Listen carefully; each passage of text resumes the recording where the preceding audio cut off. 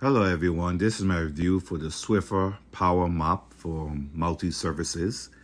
This mop has pads on the bottom of it that is replaceable that you can just take off easy.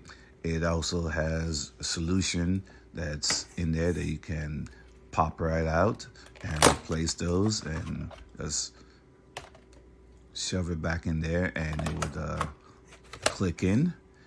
And it's battery operated, so you just press this button up here and it will shoots out the solution onto the floor, so you can wet the floor in the areas that you need it and just run the mop over it.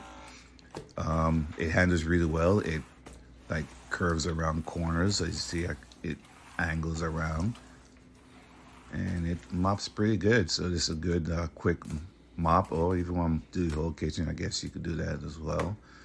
Let me give you a close-up of the solution shooting out. It shoots out through the jets on either side there in front of the mop, so it's pretty easy to wet your floor.